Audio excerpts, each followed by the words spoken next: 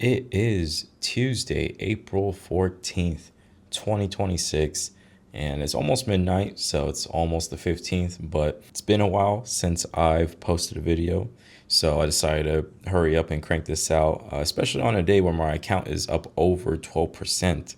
Obviously that makes me look a lot better, right? Because if we go down 12% tomorrow, and then tomorrow is the first day I come back and record a video, then I might not get as many views. So I just decided to hurry up and crank this out while I still have this nice screenshot right here. But I was up almost or maybe over 13.5% on the day, but giving up a little bit in the overnight markets, which kind of makes sense, lower liquidity and whatnot, and just a little bit of profit taking on a very big green day.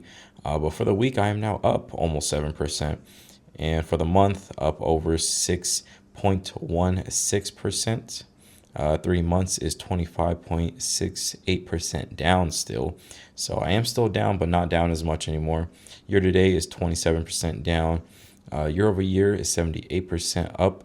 And then, of course, of all time is 379.5% up. And it does look like we're starting to turn around here, because for a very long time there, it just looked like it was down, down, down, and only down. But now it looks like on my all-time chart, we're actually starting to flip back around, kind of like what it looks like up here. And it's just crazy to think about that, because if this right here, this huge drop and this huge drop right here end up looking like this in the long term, right? This was back in 2023, 2022, that bear market area, right? I mean, you can't even really notice anything. But I mean, 2022 was a very big drop. But just think, maybe 2-3 years from now, this area right here will look a lot more like 2022. And then maybe my account will be at $500,000 or something, hopefully. I try not to get my hopes up too much, but I am up over 12% on the day. Big movers are Hood, REPX, of course. It's almost like they're inverted here.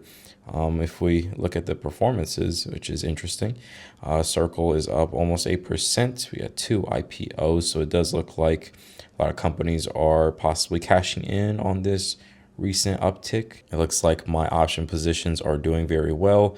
Crypto is cooling off a little bit, but it was still up a lot compared to where it was.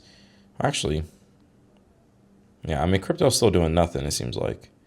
But hey, at least it's not going down. In terms of my small swing plays here, some of them are not doing too good because it's oil related, or Apple, for instance. It was kind of like that flight to safety, big tech. So on a very risk on day, it's just a little bit down, slightly down, break even ish. But IGV is up 1.4%, and it's back up to 80. At one point, it was over 80. But I am happy about that. I kind of wish I would have sold back when it was 83 here, and then bought when it was 74, and then just held it right back up to 80. But oh well, I just can't time it that well, I guess. We got ILF. Let's look at my total percentages here.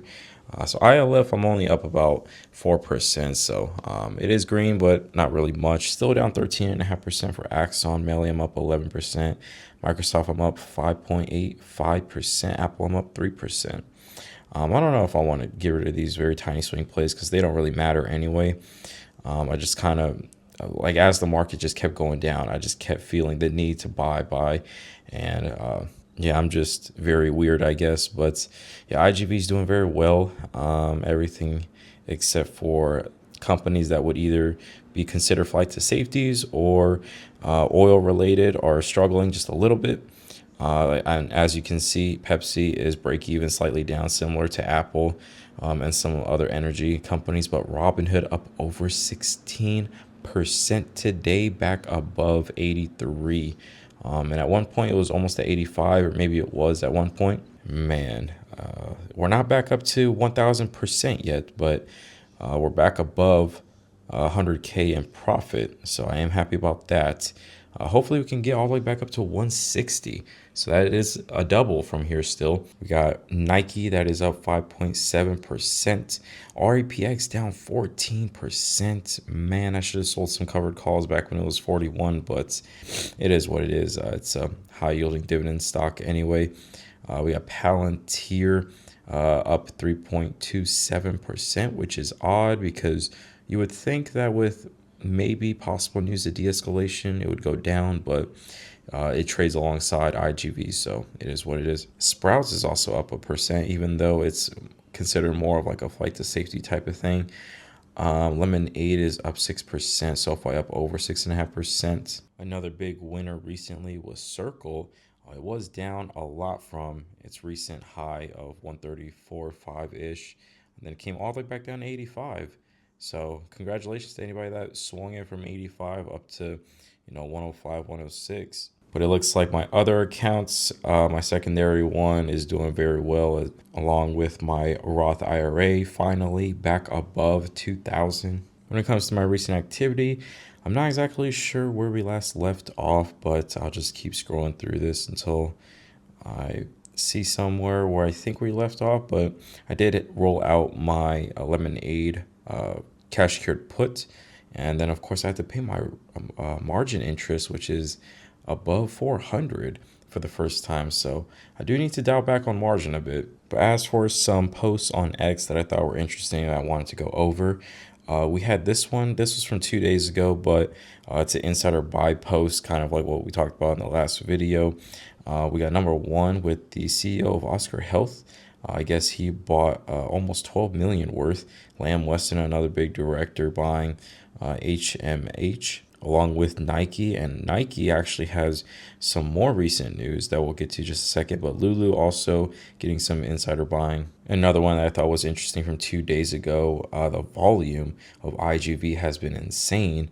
With 2 days ago, the volume has already surpassed the total volume traded of all of 2025 in less than 4 months into the year. So year to date, we've already had more volume in IGV than the entirety of 2025 combined in that ETF. Another post relating to insider buying, XLK is seeing their largest insider buys in 15 years.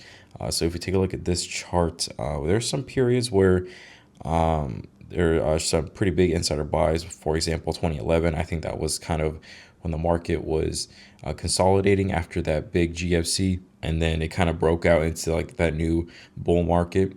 So of course, there's going to be a lot of insider buying there. 2016, that was the first Trump term. And I believe that was the original trade war. So lots of insiders buying the dip there. Makes sense. And then we have 2021 and 2022. So 2021, that was kind of like a FOMO year.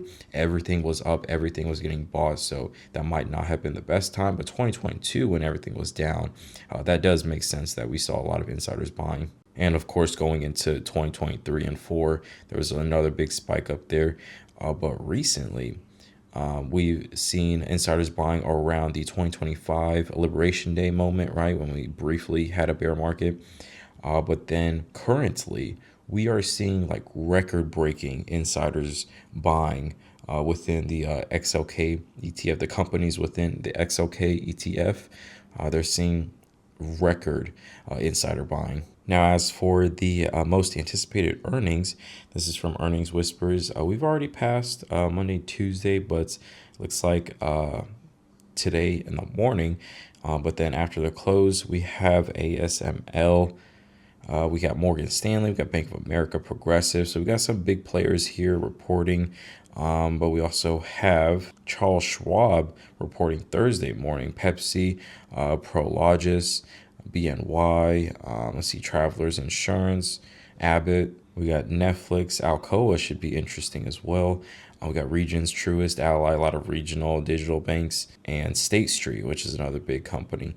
So it is kind of an interesting week, mostly finance related, but we got some like semis here and there. We got some commodities here and there, a tech company, Netflix, right? So earnings season is definitely upon us. But another post I found interesting, this is from 3 days ago, from Serenity, the X account.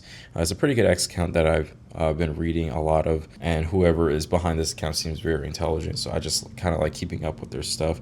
But they said you might be seeing news everywhere. U.S. and Iran failed to reach an agreement after historic peace talks in Pakistan. Deal falling through publicly is expected, so each side looks tough. Any actual deals are probably done through back channels. And he gives some examples of how he prefers to track it. So, flight trackers from Oman, Qatar. I'm not sure if he was trying to say Oman there. Ghost fleet enforcement, insurance underwriting. He says that these are probably the best signals rather than headlines from mainstream media. But some big news here relating to Nike. Tim Cook bought the dip even more. So I believe he made a huge insider buy within the 50 range. But now that Nike has dipped into the 40s, he made another $1 million purchase. And I assume this is from like his own cash, his own savings, not from like free stock given to him from the company or anything like that. Like he straight up bought $1 million worth of Nike stock.